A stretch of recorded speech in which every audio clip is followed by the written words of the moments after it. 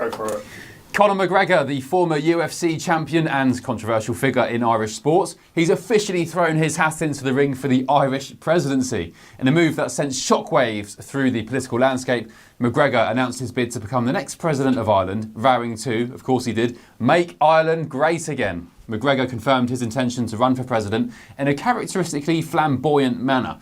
The MMA fighter took to social media, posting an image of himself standing in front of a private jet, wearing a vest and holding one of his 4 children. But it wasn't just the image that caused attention, it was the Make Ireland Great Again hat perched atop his head, a clear nod to his recent White House visit and meeting with US President Donald Trump. During that visit to the White House, Trump branded McGregor his favourite Irishman, a title McGregor seems to have taken to heart. The influence of Trump's political style on McGregor's approach is, quite frankly, unmistakable, from the Make Ireland Great Again slogan to his anti-establishment rhetoric. And during that press conference at the White House, McGregor didn't hold back in his praise for Donald Trump either, describing the president's work ethic as inspiring. Nice kids, nice suit, it's one of my own. I guess you want to do one.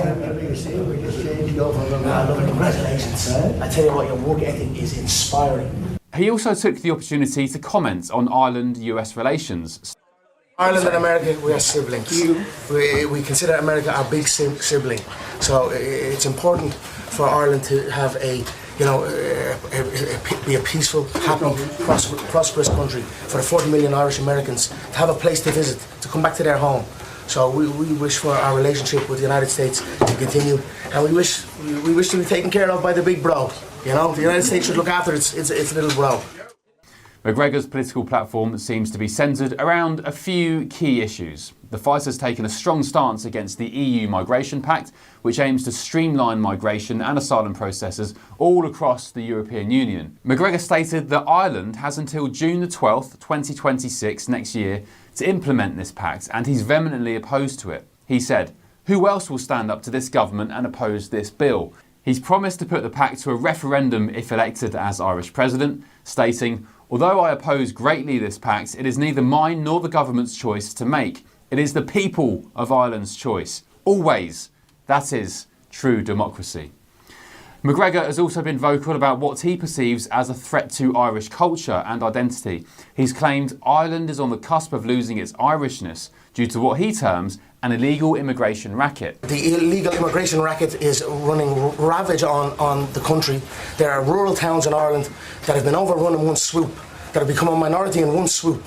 So issues need to be addressed, and the 40 million Irish Americans, as I said, need to hear this, because if not, there will be no place to come home and visit. You know, Ireland is at the cusp of, potentially losing its Irishness, and I'm here to raise the issue and highlight it.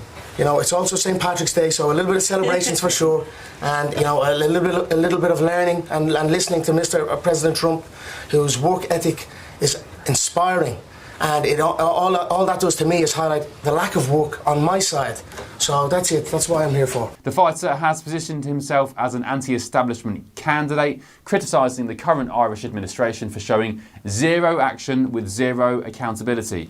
His campaign seems to be built on the idea of shaking up the political status quo in Ireland. And while McGregor's announcement certainly has grabbed headlines, his path to the presidency is far from straightforward. The next Irish presidential election must take place by November the 11th, 2025, this year, giving Conor just over 7 months to build his campaign and gather support. To become an official candidate in this race, McGregor needs to secure nominations from either 20 members of the Irish Parliament or 4 county or city councils. And given his rather controversial public persona and lack of political experience, it could prove a little bit tricky to navigate. The reaction to Conor's presidential bid has been mixed so far, to say the least. While some of his fans have rallied behind him, many political commentators and members of the public have expressed scepticism about his qualifications for the role.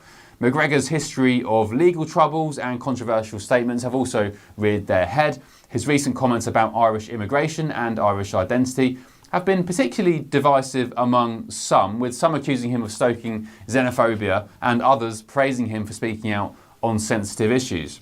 McGregor's bid for the presidency also raises interesting questions about the role of celebrities in politics. And while he's not the first celebrity to transition into politics, his case is unique in many ways. His global fame as a UFC fighter, combined with his business success and controversial public persona, makes him a polarising figure, much like, I guess, Donald Trump in America. His campaign slogan, "Vote McGregor and have your voice heard," seems to be an attempt to tap into a sense of disillusionment with traditional politics. And whether this approach will resonate with Irish voters remains to be seen. And as Conor McGregor embarks on his presidential campaign, he faces several significant challenges. The first being that he has no background in politics or public administration. He'll need to quickly get up to speed on a wide range of complex policy issues, or so say his critics. There's also public perception. While McGregor has a massive fan base all around the world in its tens of millions, he's also, amongst some, a controversial figure. His past behaviour and legal wrangles could be a significant liability in a presidential campaign. He also needs to build a political network. To be successful, Conor will need to tap into relationships with political figures and organisations all across Ireland. This could be challenging given his outsider status. He'll also need to develop policy, because so far McGregor's platform seems to be focused on a few hot-button issues. He'll also need to develop more comprehensive policies on a wide range of topics to be taken more seriously as a presidential candidate. And McGregor's bid for the presidency is undoubtedly one of the most unexpected political developments of 2025. Whether you view him as a breath of fresh air in Irish politics, or maybe, according to some, a dangerous populist, there's no denying that this campaign will be one to watch. And as we move closer to the election in November, it will be fascinating to see how McGregor himself adapts to the world of politics. Will he be able to translate his fighting spirit and business acumen into political success, or will his controversial past and lack of political experience prove just a bit too much to overcome? Well, it didn't for Donald Trump, I'll say that. One thing is for certain, with Conor McGregor in the race, the Irish 2025 presidential election promises to be anything but boring. And as the fighter himself might say, we're not here to take part, we're only here to take over. Only time will tell if Irish voters are ready to let him do just that. This is Ben Leo for GB News. Don't forget to subscribe clicking the button below, and I'll catch up with you in the very short future.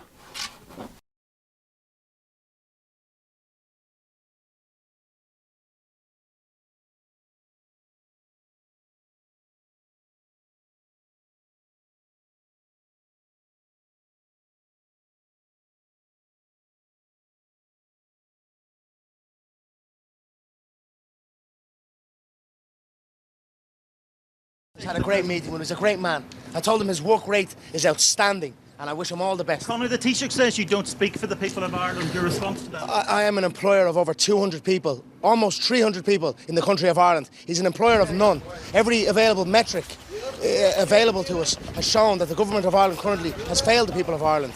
In 10 years, Dublin city centre has gone from one of the most safest cities in Europe to one of the most dangerous. So shame on him for saying that, speaking down on an Irishman. I won't speak about him personally. Throw a jab, I could throw many jabs at them. I could throw jabs handily at them. However, I speak on the metrics, and the metrics show they've failed the people of Ireland. They do not represent the people of Ireland. Conor, and I'm what here. do you say to people who feel it's inappropriate for you to be here, given... God bless Ireland, God bless America.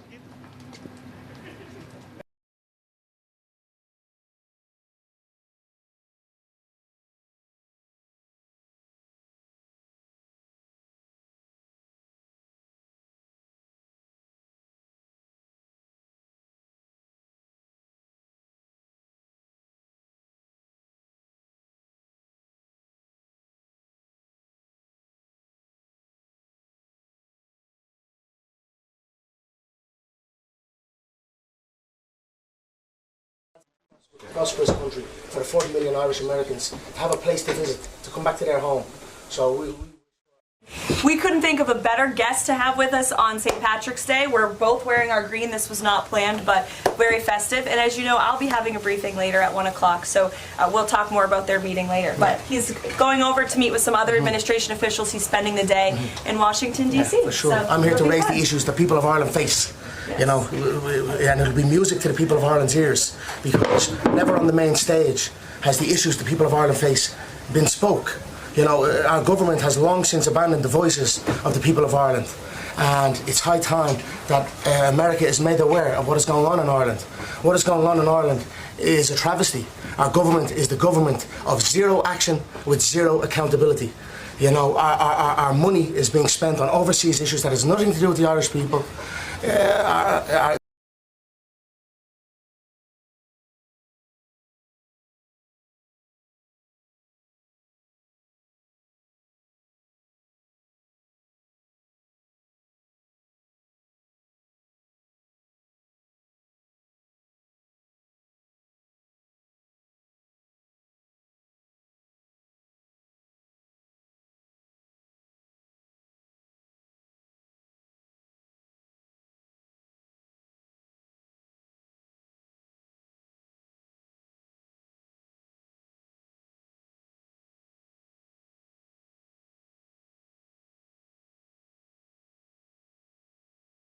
Awesome. Thank you, Conor. Thank you, guys. All right, God bless. Bye, guys. We'll see you later.